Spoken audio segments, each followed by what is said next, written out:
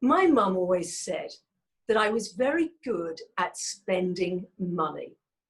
And like everything she said, she was right. I must admit that pre-COVID-19, I was a bit of a shopaholic. There you go, my guilty secret. But who better to confess that to than Gavin Sharpe, UK qualified psychotherapist.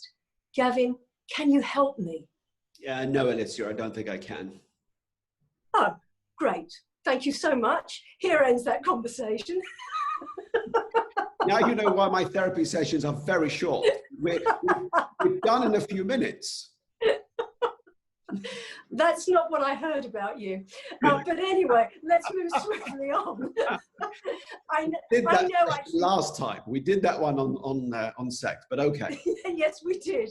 Yes. You see, I always want to bring it back to sex, but no, I do want to talk about money today because it is a real concern. You know, I mentioned that pre-pandemic, I was a bit of a shopaholic, but I have to again admit that now I don't want to shop because it's stressful.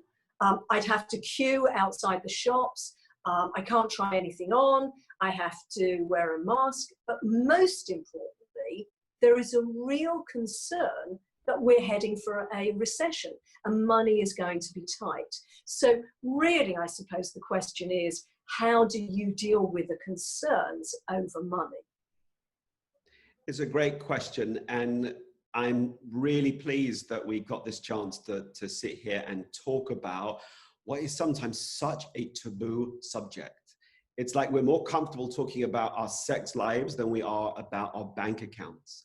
It's one of those discussions that, you know, in my family, we would talk about money and my grandfather would get up and he'd close the window because the neighbors might hear. You know, there's so much of a taboo around money and so much shame.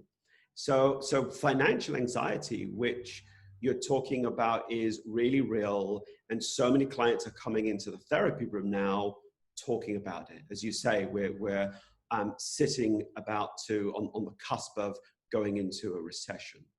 So the first thing, if someone was to present that question to me, the first thing I want to really understand is, what's your relationship with money? So what did you learn about money growing up? And as psychologists, one of the things that we tend to look a lot at is what we call money scripts.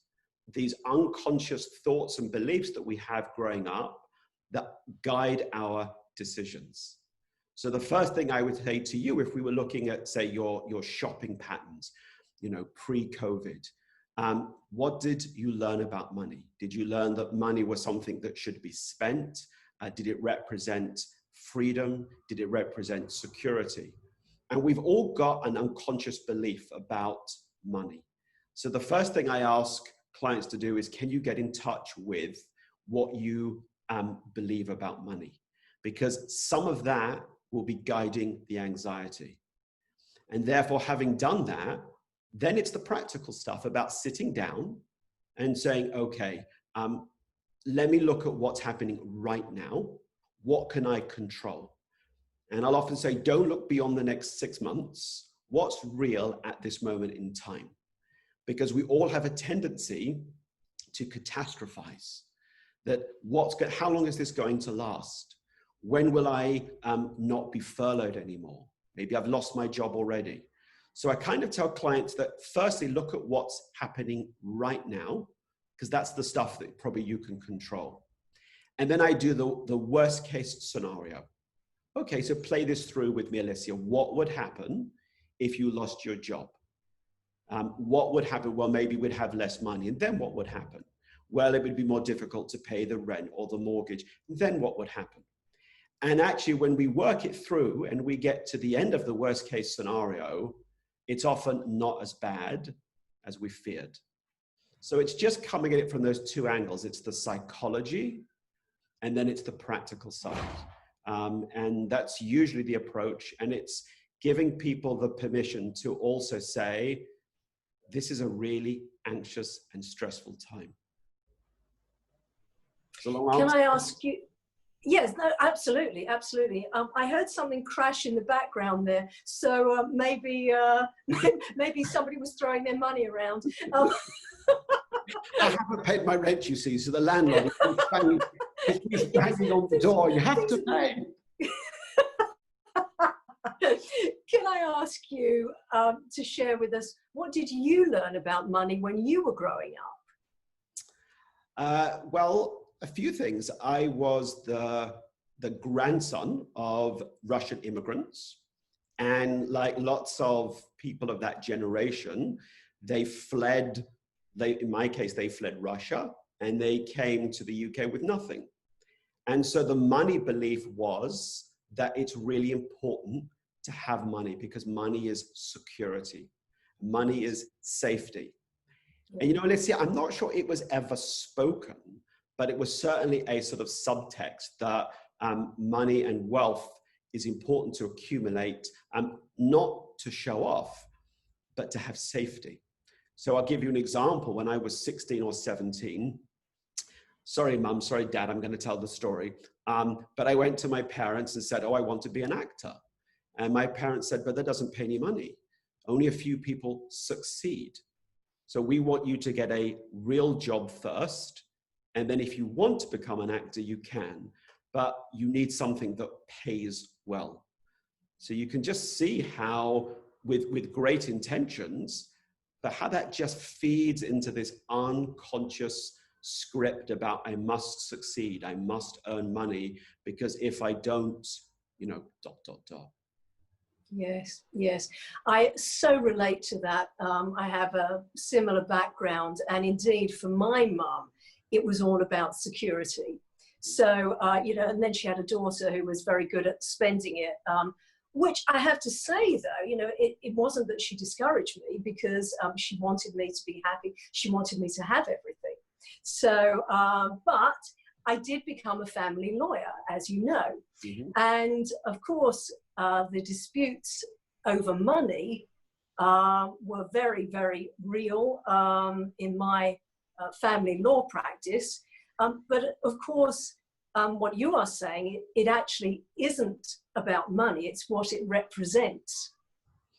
Absolutely.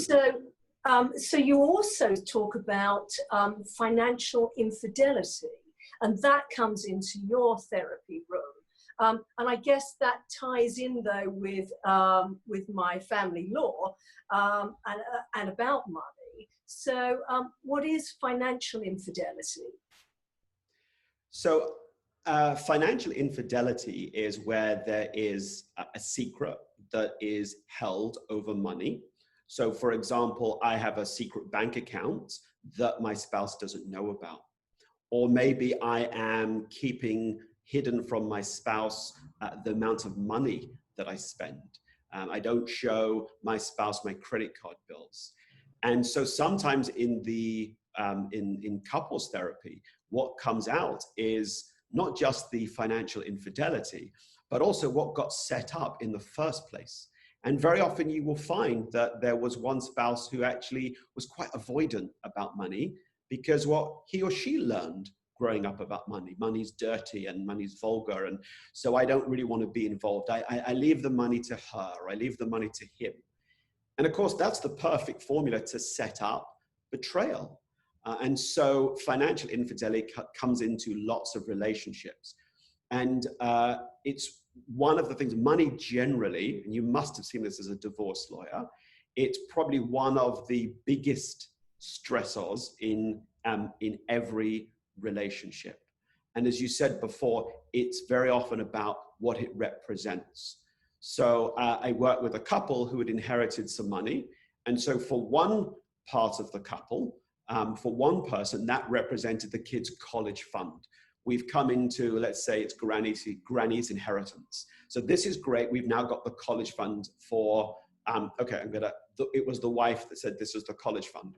And meanwhile, the husband, his view was, this is my new Ferrari. This is fantastic.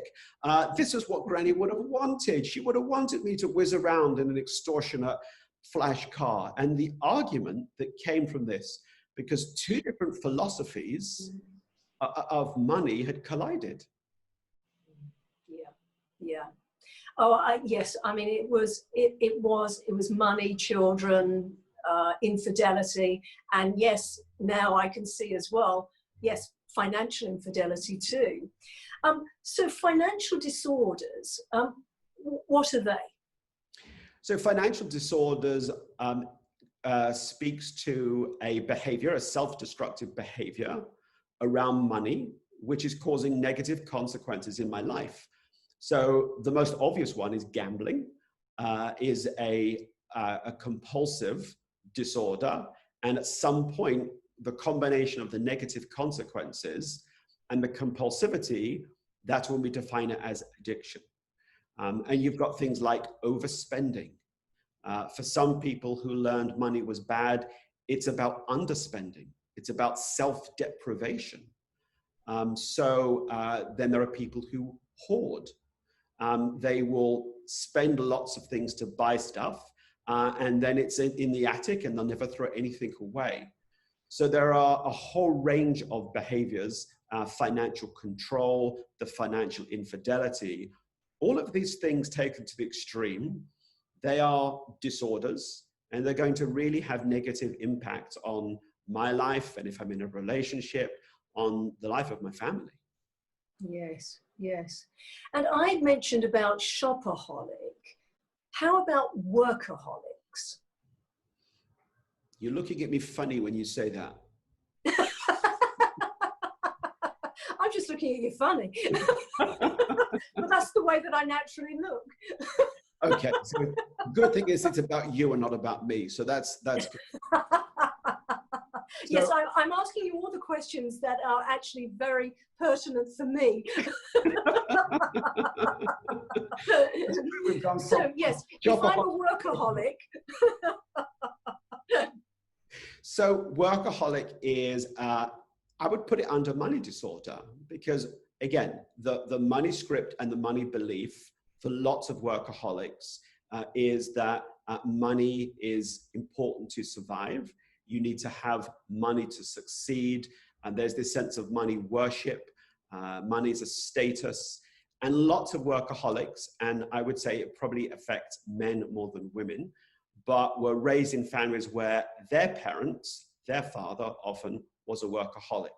So there's this belief that to have value, this is what you need to do. You need to work hard. And it's really difficult to break free of that cycle because it's never ending. Because no matter how hard I work, I'm never going to feel like I have enough money, because money is a scarce resource. And if I grew up believing you must have money to feel safe, you get just caught in this cycle that never ends. So there's a real difference between having a strong work ethic and enjoying your job and working hard, and spending so much time in the office that you're missing out on time with your wife or your spouse and the children. That's when it becomes addictive.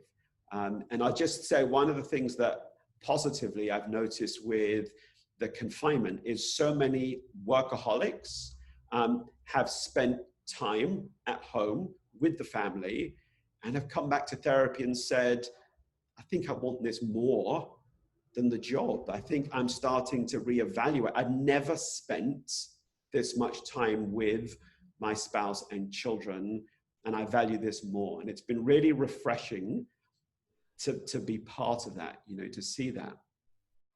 That's wonderful. I think that I must apologize. I think that a message just came up on my screen whilst you were answering that question. I am very sorry. I'm on my phone for this interview, and it shows that sometimes things can go wrong. During a notification from the shopping channel? Because let's talk about this, Alicia. You guessed it. You guessed it. By the way, here's a stat, Here's a stat that I only discovered recently about I think it's the US home shopping channels.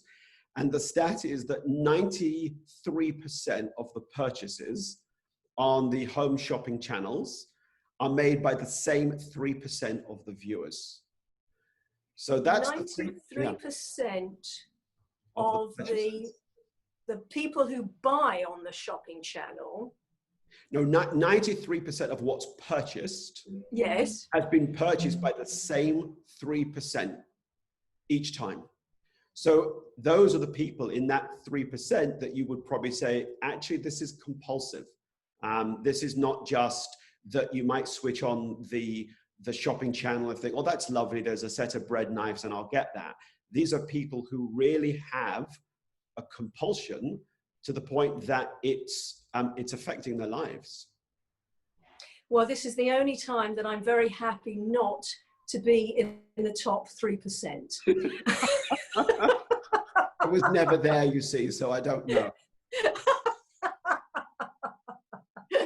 Gavin, you have helped me today, and I'm sure that for everyone who is watching and listening, that they have been helped too. I thank you so much. I'm Alicia Sedgwick. I've been talking to Gavin Sharpe of Riviera Wellbeing. Thank you so much. Thank you, Alicia. It's been fun as always. So thank you for the opportunity.